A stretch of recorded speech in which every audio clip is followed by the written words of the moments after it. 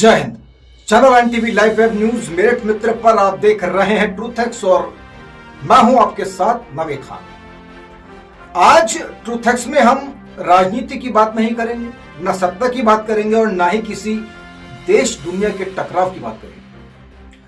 आज की बात हमारे आपके घर के अंदर की है, उस कमरे की है जहां हमारा आपका बच्चा मोबाइल की रोशनी में चुपचाप बैठा है और हमको लगता है कि वो सुरक्षित है।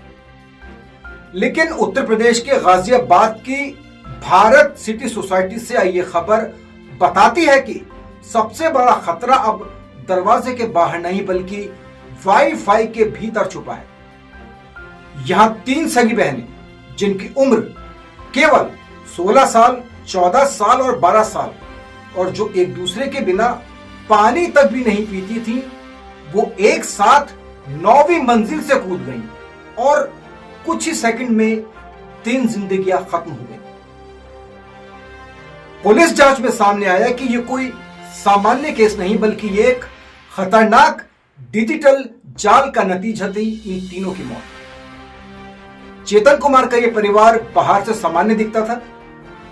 सोसाइटी के फ्लैट नंबर 907 में रहने वाली ये बच्चियां पिछले 2-3 साल से स्कूल ही नहीं जा रही थी। उन तीनों की दुनिया सिमटकर एक मोबाइल स्क्रीन तक आ गई थी। कमरे से मिली एक डायरी में लिखा ट्रू लाइफ स्टोरी, पन्नों पर रोती आंखों के चित्र बने थे और आखिरी लाइन लिखी थी, आई एम रियली सॉरी पापा, I love you mummy papa. लेकिन सबसे डराने वाली बात यह थी कि ये बच्चियां खुद को भारतीय नहीं बल्कि कोरियन प्रिंसेस मानने लगी थी। उन्होंने अपने नाम तक बदलकर कोरियन नाम रख लिए थे और पुलिस के मुताबिक उन्हें एक कोरियन ऑनलाइन गेम और कंटेंट की बहुत बुरी लत लग चुकी कि असली दुनिया में उन्हें नकली नजर आने लगी। और जब माता पिता ने पढ़ाई को लेकर फोन छीना तो बच्चियों को लगा कि जैसे उनका वजूद उनसे छीन लिया गया हो और जांच एजेंसियों को शक है कि यह मामला 50 दिन 50 टास्क जैसे किसी खतरनाक ऑनलाइन गेम पैटर्न से जुड़ा है। और हो सकता है जहां पहले बच्चे को परिवार से काटा जाता है, फिर उसे एक काल्पनिक दुनिया का हिस्सा बनाया जाता है और आखिर में मौत को फाइनल मिशन की तरह पेश किया जाता है।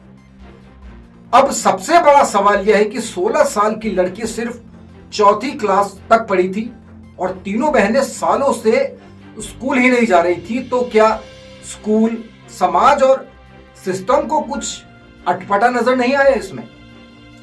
और दूसरा सवाल ये, क्या हम माता पिता इतने लापरवाह हो गए कि बच्चों को चुप कराने के लिए उनके हाथ में स्मार्टफोन थमा देते हैं और हम सब समझते हैं कि जिम्मेदारी खत्म?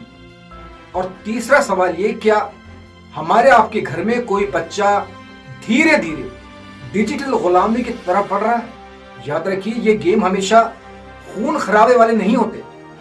ये दोस्त बनकर आते हैं, भरोसा जीतते हैं और फिर दिमाग पर पूरी तरह कब्जा कर लेते हैं। आज ट्रूथ एक्स में सिर्फ इतना कहना है कि गाजियाबाद की उन 3 लाशों को सिर्फ एक हादसा मत मानिए।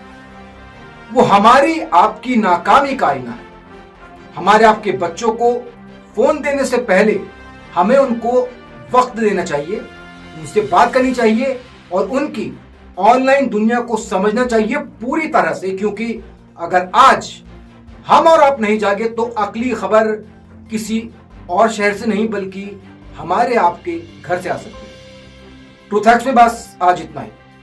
जय हिंद।